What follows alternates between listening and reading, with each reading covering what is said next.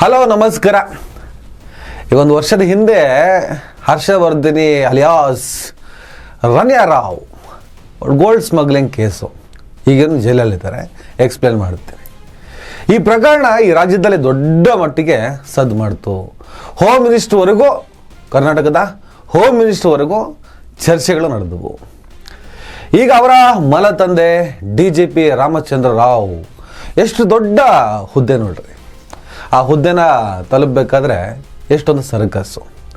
1993ನೇ ಬ್ಯಾಚಿನ ಅಧಿಕಾರಿ ರಾಮಚಂದ್ರ ರಾವ್ ಅವರು ತನ್ನ ಕಚೇರಿಯಲ್ಲಿ ಮಹಿಳಾ ಸಹೋದ್ಯೋಗಿಗಳ ಮೇಲೆ, ಎಲ್ಲ ಸರ್ಕಾರಿ ನೌಕರರೇ ಆಲ್ಮೋಸ್ಟ್, ತನಿಖೆ ನಡೀತಾ ಇದೆ. ಅವ್ರ ಜೊತೆ ಸರಸ ಸಲ್ಲಾಪಗಳನ್ನು ಮಾಡಿದ ವಿಡಿಯೋ ವೈರಲ್ ಆಗಿದೆ. ಯಾರೋ ಕೂತ್ಕೊಂಡು ಮೊಬೈಲ್ ರೆಕಾರ್ಡ್ ಮಾಡ್ಕೊಂಡಂಗಿದೆ, ಅಥವಾ ಎಲ್ಲಿಂದ ಮಾಡಿದ್ರು ಅಂತ ಗೊತ್ತಿಲ್ಲ. ಯಾಕಂದರೆ ಆ ವಿಡಿಯೋಗಳು ವೈಬ್ರೇಟ್ ಆಗ್ತಾ ಇದೆ. ಯಾರನ್ನ ಕೂರಿಸ್ಕೊಂಡು ಒಬ್ಬ ಆ ದರ್ಜೆಯ ಅಧಿಕಾರಿ ಇಷ್ಟು ಕೆಳ ದರ್ಜೆಯ ಕೆಲಸವನ್ನು ಮಾಡೋದಕ್ಕೆ ಸಾಧ್ಯನಾ? ಒಂದಿಷ್ಟು ಕನ್ಫ್ಯೂಷನ್ನು, ಅರ್ಥ ಆಗಿಲ್ಲ. ತನಿಖೆಯಿಂದ ಎಲ್ಲದೂ ಕೂಡ ಬಹಿರಂಗ ಆಗಬೇಕು. ಯಾರೊಬ್ಬ ಕೂತಿದ್ದಾನೆ, ಅವನ ಮುಂದೆ ಹಿಂಗೆ ಸಾಧ್ಯನಾ? ಆ ಮಟ್ಟಿಗಿನ ಲಂಪಟತನನ. ಆಡಿಯೋಗಳು ಕೇಳಿಸ್ತಾ ಇದೆ, ಲವ್ ಯು, ಬಂಗಾರಿ, ಮುದ್ದು, ಚಿನ್ನು, ಧಾರವಾಡ, ಏನೇನೋ ಮಾತುಗಳು ಎಲ್ಲ ನೀವು ಕೇಳಿಸ್ಕೊಂಡಿರ್ತೀರಿ. ಒಂದ್ಸಲ ನೀವು ಕೇಳಿಸ್ಕೊಂಡು ಬನ್ನಿ. ರಾತ್ರಿ ಎಲ್ಲ ನಿಮ್ಮದೇ ಯೋಚನೆ. ಹೌದಾ? ಹಂಗೆಲ್ಲ ಹೇಳ್ಬೇಡ, ಈಗಲೇ ಬರ್ಬೇಕು ಅನ್ಸುತ್ತೆ. ಈಗಲೇ ಬಂದ್ಬಿಟ್ಟು ಮುದ್ದು ಮಾಡಿ ನಾವು ಅಷ್ಟೇ ನೋಡ್ಬೇಕನ್ಸ್ತಾ ಇದೆ. ಸ್ನೇಹಿತರೆ, ನಾನು ಇಂಥ ಪ್ರಕರಣಗಳಾದಾಗ ಒನ್ ಸೈಡ್ ಆಗಿ ನೋಡಕ್ಕೆ ಹೋಗಲ್ಲ. ಈಗ ರಾಮಚಂದ್ರ ರಾವ್ ಆತ ಯಾವುದೇ ಹುದ್ದೆಲಿರಲಿ, ಅದೆಷ್ಟೇ ಪ್ರಭಾವಿ ಆಗಿರಲಿ, ಅದೆಷ್ಟೇ ಕಾಸುಗಳಿರಲಿ, ಆತ ಏನೋ ಆಮಿಷ ಒಡ್ಡದ್ನೋ ಇಲ್ಲ ವಯಸ್ಸನ್ನು ಮೀರಿ ಆ ಮನುಷ್ಯನ ಮೇಲೆ ಏನಾದರೂ ಆಕರ್ಷಣೆ ನಿಮ್ಮಲ್ಲಿ ಬಂತು, ಏನೇ ರೀಸನ್ ಇರ್ಬೋದು, ಅಲ್ಲಿ ಮ್ಯೂಚುವಲ್ ಅಂಡರ್ಸ್ಟ್ಯಾಂಡಿಂಗ್ ಇದೆ. ಈಗ ರಾಮಚಂದ್ರ ರಾವ್ ಹೇಳ್ತಾರೆ, ಅದು ನಾನು ಅಲ್ವೇ ಅಲ್ಲ, ಇಲ್ಲ ಸೃಷ್ಟಿ ಅಂತ. ಯಾವುದು, BI ಯಾವುದು, ನಿಮ್ಮ ಲಂಪಟತನಗಳೇನು, ಅದು ಪತ್ತೆ ಆಗದಷ್ಟು, ಪತ್ತೆ ಹಚ್ಚದಷ್ಟು ಮೂರ್ಖರು ಯಾರೂ ಇಲ್ಲ. ರಮೇಶ್ ಜಾರಕಿಹೊಳಿ ಪ್ರಕರಣ ಆಯಿತು. ಆ ಸಂದರ್ಭದಲ್ಲಿ ರಮೇಶ್ ಜಾರಕಿಹೊಳಿ ಹೇಳಿದ್ದು ಇದೇ ಮಾತನ್ನು, ನಾನು ಅವನಲ್ಲ ಅಂತ. ಇನ್ನೊಂದು ಕಡೆ ಹನಿ ಟ್ರ್ಯಾಪ್ ಮಾಡಿದ್ದಾರೆ ನನ್ನನ್ನು ಅಂತ ಹೇಳ್ತಾರೆ, ಇನ್ನೊಂದು ಕಡೆ ನಾನು ಅವನಲ್ಲ ಅಂತ ಹೇಳ್ತಾರೆ. ಜನರು ಶತದಡ್ರ, ಶತ ಮೂರ್ಖರ, ಇದನ್ನು ಸೃಷ್ಟಿ ಮಾಡಲಾಗಿದೆ. ಸರಿ, ಯಾರದ್ದು ದೇಹಕ್ಕೆ ನಿಮ್ಮ ಮುಖವನ್ನು ಹಾಕಿ ಏನೋ ಮಾಡಿದ್ರಂತ ಹಿಡ್ಕೊಳ್ಳಿ, ಅದು ಕೂಡ ಈಸಿಯಾಗಿ ಕಂಡುಹಿಡಿಬೋದು. ಸಾಧ್ಯನೇ ಇಲ್ಲ. ಆಮೇಲೆ ಪ್ರಜ್ವಲ್ ರೇವಣ್ಣನ ಸಿಡಿ ದೊಡ್ಡ ಪ್ರಮಾಣದಲ್ಲಿ ಬಿಡುಗಡೆ ಆಯಿತು. ಆಗ ಪ್ರಜ್ವಲ್ ರೇವಣ್ಣನ ಮುಖ ವಿಡಿಯೋದಲ್ಲಿ ಎಲ್ಲೂ ಕಾಣಿಸ್ಲಿಲ್ಲ, ಕಾಣಿಸಿದ್ದೇ ಬೇರೆ. ಆದರೆ ಈ ಪ್ರಕರಣದಲ್ಲಿ ಪ್ರಜ್ವಲ್ ರೇವಣ್ಣನಿಗೆ ಶಿಕ್ಷೆ ಆಯಿತು. ಇನ್ನೂ ಒಂದು ಪ್ರಕರಣ ಏನೋ ಬಾಕಿ ಇದೆ, ಅದರಲ್ಲೂ ಕೂಡ ಶಿಕ್ಷೆ ಆಗ್ಬೋದು, ಜೀವಾವಧಿ ಶಿಕ್ಷೆ.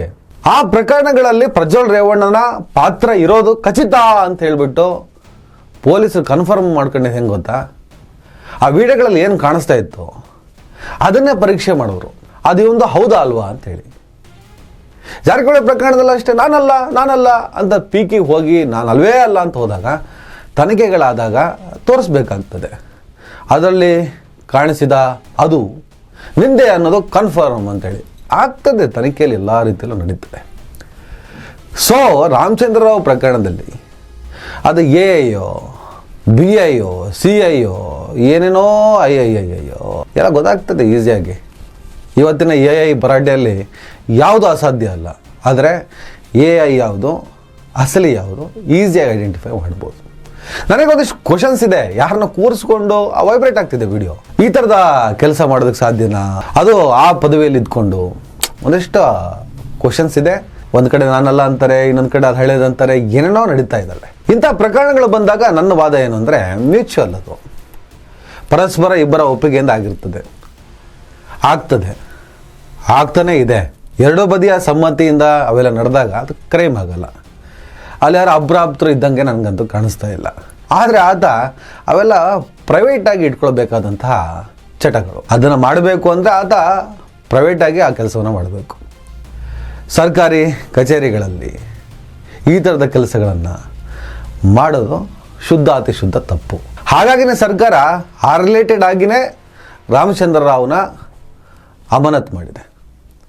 ಆತ ಹಂಗೆ ಮಾಡ್ದ ಅನ್ನೋದಕ್ಕಿಂತ ಹೆಚ್ಚಾಗಿ ಯಾವ ಜಾಗದಲ್ಲಿ ಮಾಡ್ದ ಅನ್ನೋದು ಇಂಪಾರ್ಟೆಂಟ್ ಆಗ್ತದೆ. ಯಾವ ಜಾಗದಲ್ಲಿ ಈತ ಈ ಥರದ ಕೃತ್ಯವನ್ನು ಮಾಡಿದ್ದಾನೆ ಅನ್ನೋದೇ ಇವತ್ತು ವಿಡಿಯೋ ವೈರಲ್ ಆಗಿರೋದ್ರಿಂದ ಆ ಆಧಾರದಲ್ಲಿ ಅವರನ್ನು ಅಮಾನತು ಮಾಡಲಾಗಿದೆ. ಆಮೇಲೆ ಆತನ ವಯಸ್ಸಾಗಿದೆ, ತನಗಿಂತ ಚಿಕ್ಕ ವಯಸ್ಸಿನ ಹೆಣ್ಣುಮಕ್ಕಳ ಜೊತೆಗೆ ಸಂಬಂಧ ಇಟ್ಕೊಂಡಿದ್ದಾನೆ, ಹಂಗೆ ಮಾಡಿದ್ದಾನೆ ಹಿಂಗೆ ಮಾಡಿದ್ದಾನೆ, ಅದು ಆತನ ಖಾಸಗಿ ವಿಚಾರ ಮತ್ತು ಆಕೆಯ ಖಾಸಗಿ ವಿಚಾರ. ಅದರ ಬಗ್ಗೆ ನನ್ನ ತಕರಾರಿಲ್ಲ, ನನ್ನ ಸಂವಿಧಾನದ ತಕರಾರು ಕೂಡ ಇಲ್ಲ. ಇಬ್ಬರು ಪರಸ್ಪರ ಒಪ್ಪಿಗೆಯಿಂದ ಏನಾದರೂ ಮಾಡ್ಕೊಂಡ್ರೆ ಅದಕ್ಕೆ ನನ್ನ ಸಂವಿಧಾನದಲ್ಲಿ ಅವಕಾಶ ಇದೆ. ಅವಳಿಗೆ ಮದುವೆ ಆಗಿತ್ತೋ ಮದುವೆ ಆಗಿಲ್ವೋ, ಇವನಿಗೆ ಮದುವೆ ಆಗಿತ್ತೋ ಮದುವೆ ಆಗಿಲ್ವೋ, ಮಕ್ಕಳಿದ್ರೋ ಅದೇನೇ ಕಥೆ ಇರಲಿ, ಒಂದು ಗಂಡು ಮತ್ತು ಒಂದು ಹೆಣ್ಣು ಇಬ್ಬರ ನಡುವೆ ಪರಸ್ಪರ ಒಪ್ಪಿಗೆ ಇದ್ದರೆ ಅದಕ್ಕೆ ನಮ್ಮ ಕಾನೂನಿನಲ್ಲಿ ಅವಕಾಶ ಕೂಡ ಇದೆ. ಹಾಗಂತ ಇದ್ದಿದ್ದ ಜಾಗದಲ್ಲೇ ನಿಂತ ಕಡೆ ಇವನ್ನೆಲ್ಲ ಮಾಡ್ತೀನಂದರೆ ಮೆಟ್ ತಗೊಂಡು ಹೊಡಿತಾರೆ.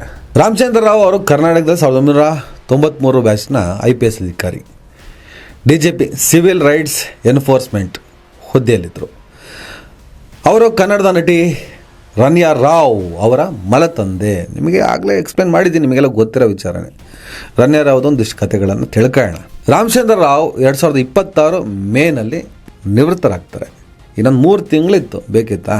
2014 ಹವಾಲಾ ಪ್ರಕರಣದಲ್ಲಿ 2 ಕೋಟಿ ಹಣ ಕಾಣೆಯಾದ ಆರೋಪ ಸೇರಿದಾಗೆ ಕೆಲವು 2025 ಮಾರ್ಚ್ 3 ರನ್ಯಾ ರಾವ್ ಬೆಂಗಳೂರು ಕೆಂಪೇಗೌಡ ಅಂತಾರಾಷ್ಟ್ರೀಯ ವಿಮಾನ ನಿಲ್ದಾಣದಲ್ಲಿ director of revenue intelligence DRI ಅಧಿಕಾರಿಗಳು ಅರೆಸ್ಟ್ ಮಾಡಿದರು.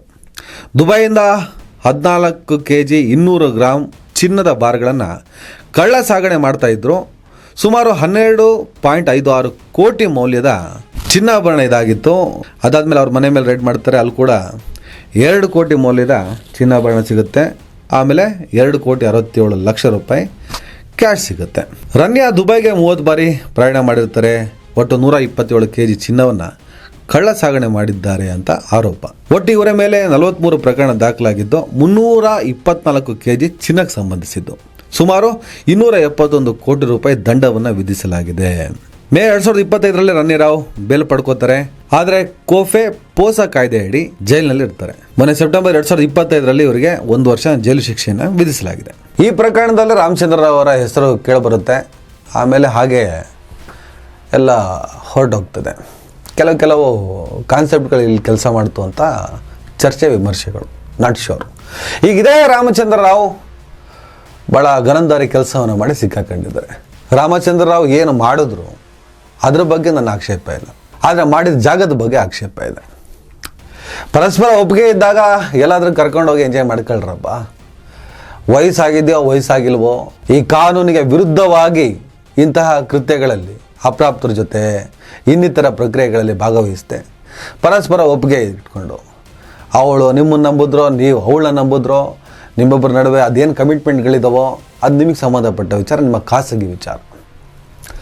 ಅದರ ಬಗ್ಗೆ ಪ್ರಶ್ನೆಯನ್ನು ಎತ್ತಿ ಯಾವುದೋ ನೈತಿಕತೆಯನ್ನು ಬೋಧಿಸೋಕ್ಕೆ ನಾನಂತೂ ಬರಲ್ಲ. ಎಲ್ಲದಕ್ಕೂ ಕಾನೂನಿನ ಮಾನ್ಯತೆ ಇದೆ.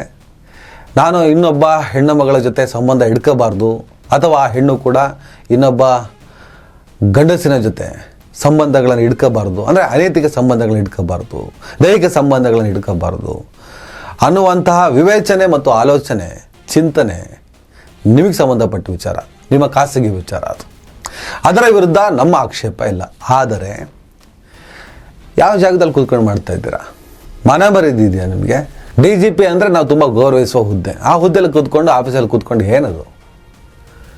ಡ್ಯೂಟಿ ಟೈಮ್ ಮುಗೀತಾ?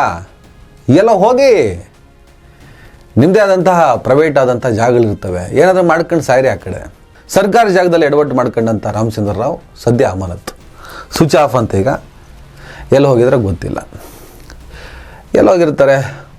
ಊರೆಲ್ಲ ಮಾನ ಹೋದ ಮೇಲೆ ಆ ಥರ ಮರ್ಯಾದೆಗೆ ಇಡಲ್ವೇನ್ರಿ?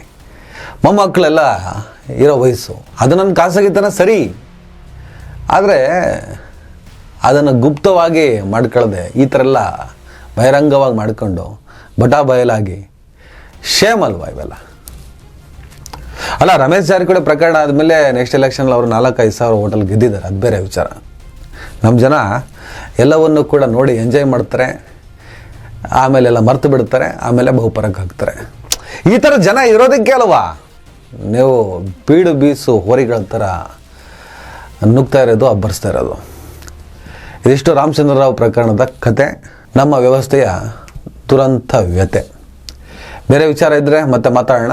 ನಮಸ್ಕಾರ. ದಯವಿಟ್ಟು ಎಲ್ಲರೂ ಈ ಚಾನಲ್ನ ಸಬ್ಸ್ಕ್ರೈಬ್ ಮಾಡಿ. ನಿಮ್ಗೆ ಇಷ್ಟ ಆದರೆ ಈ ಚಾನಲ್ಗೆ ಜಾಯ್ನ್ ಆಗಿ. ಈ ವಿಡಿಯೋ ಇಷ್ಟ ಆದರೆ ದಯವಿಟ್ಟು ಎಲ್ಲರೂ ಶೇರ್ ಮಾಡಿ. ಸ್ವತಂತ್ರ ಪತ್ರಿಕೋದ್ಯಮವನ್ನು ಬೆಂಬಲಿಸಿ. ನನ್ನ ಯುಕ್ತಿಗೆ ನಿಮ್ಮ ಶಕ್ತಿಯೇ ಶ್ರೀರಕ್ಷೆ.